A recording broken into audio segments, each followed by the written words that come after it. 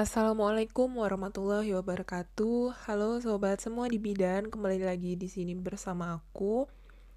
Oh iya, kali ini aku mau ngucapin selamat buat teman-teman yang kemarin udah selesai ujian SKB dan semoga diberi kelulusan. Pasti lagi deg-degan nih kan nungguin hasil pengumuman kelulusannya. Semoga diberikan kelancaran dan bisa masuk ke tahap pemberkasan selanjutnya. Nah, kali ini juga untuk teman-teman yang akan mengikuti uji kompetensi bidan, semoga dengan video ini bisa membantu untuk kelulusan kalian. Kali ini aku akan memberikan pembahasan tentang KB. Uji kompetensi kebidanan part 3. Oke. Nah, di sini aku akan membagikan jenis-jenis alat kontrasepsi. Itu ada 3. Yang pertama, kontrasepsi sederhana, yaitu dia dibagi lagi nih, kontrasepsi sederhana ini dibagi menjadi 2, yaitu kontrasepsi alami dan barir. Nah, apa aja sih yang termasuk dalam jenis-jenis kontrasepsi alami? Yaitu ada metode MAL atau metode aminorelaksasi. Jangan lupa subscribe, like, dan komen. Juga tekan tombol notifikasi lonceng biar kamu update terus video aku. Semoga bermanfaat. Atau dengan pemberian ASI eksklusif selama 6 bulan tanpa pendamping apapun. Kemudian metode suhu basal. Nah, metode-metode ini digunakan untuk menghindari masa subur, yaitu metode suhu basal, lendir serviks, dan metode kalender. Ini sama proses penerapannya.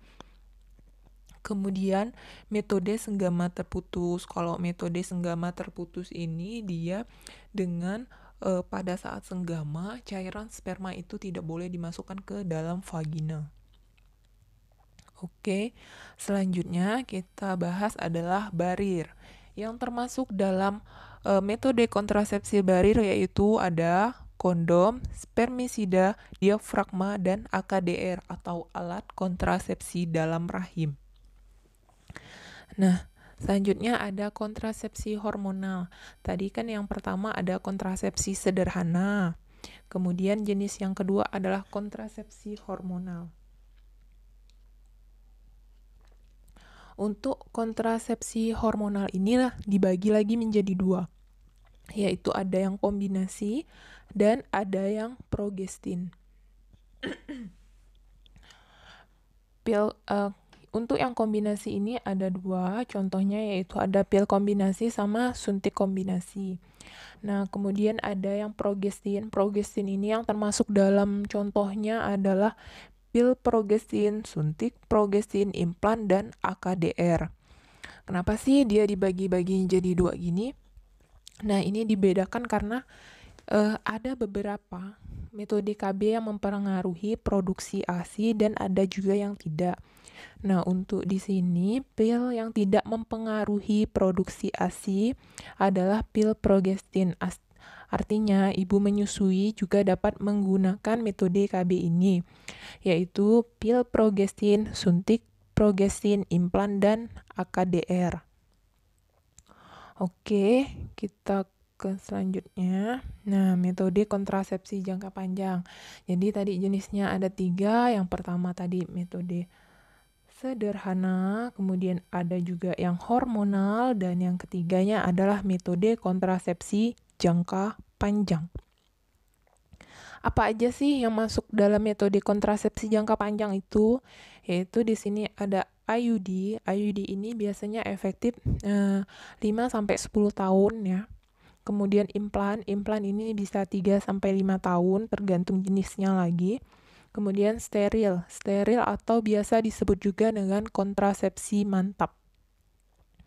Nah, steril itu terbagi lagi jadi 2 nih, yaitu ada yang tubektomi atau disebut juga dengan metode operasi wanita. Jadi wanitanya yang disteril biasanya dilakukan pengikatan atau pemotongan pada tuba falopinya. Kemudian ada vasektomi atau disebut juga dengan MOP atau metode operasi pria.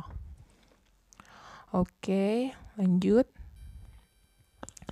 Nah, ini ada lagi nih, pemilihan alat kontrasepsi. Pemilihan alat kontrasepsi dapat dilakukan dengan menyesuaikan fase reproduksi. Ada berapa sih fasenya biar kita mempermudah nih untuk memberikan pelayanan KB. Jadi di sini dia ada 3 fase, yaitu yang pertama adalah fase menunda kehamilan, kemudian fase menjarangkan kehamilan, dan ketiga yaitu fase tidak hamil lagi.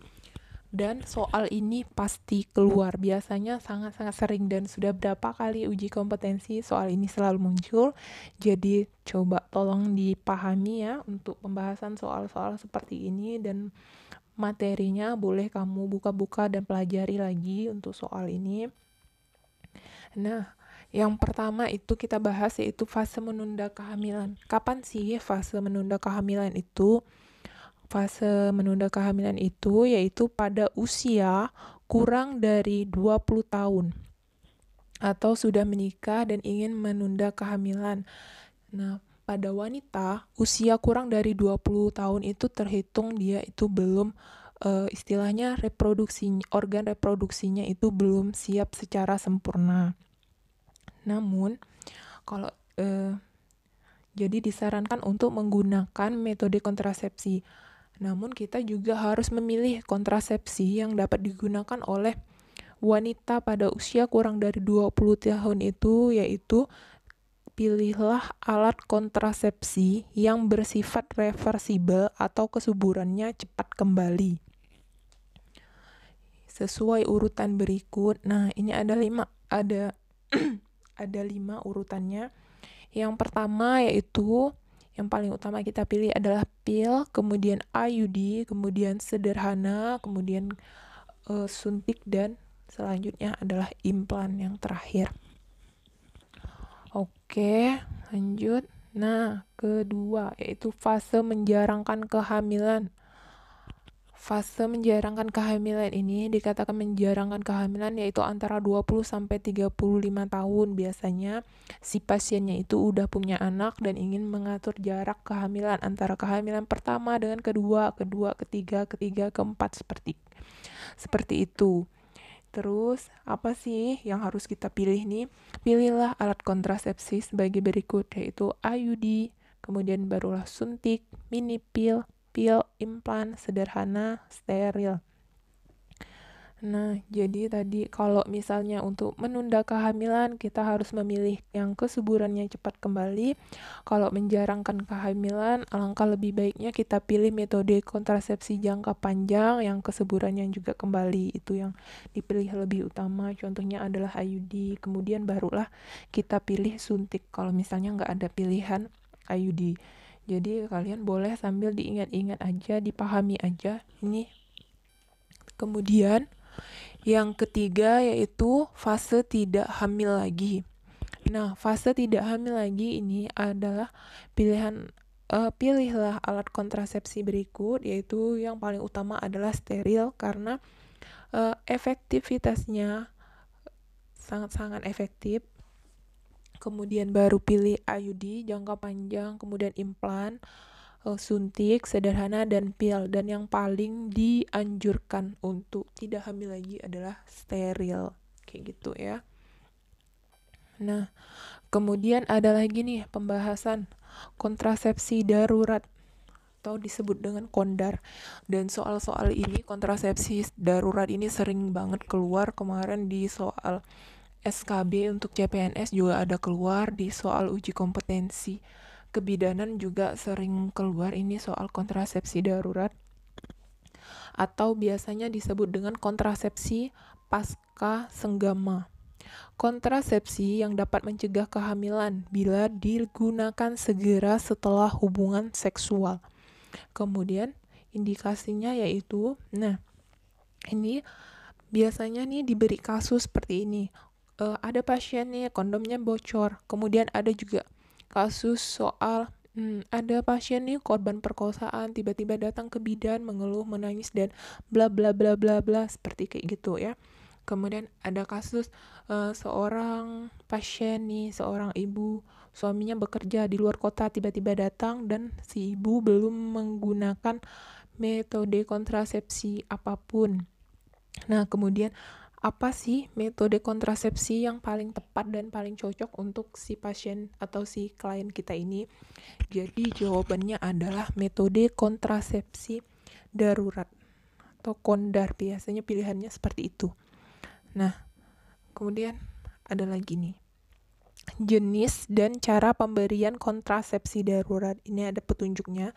Jadi pada kasus pasien yang setelah 7 hari atau kurang dari 7 hari pasca senggama, itu kita anjurkan untuk menggunakan IUD.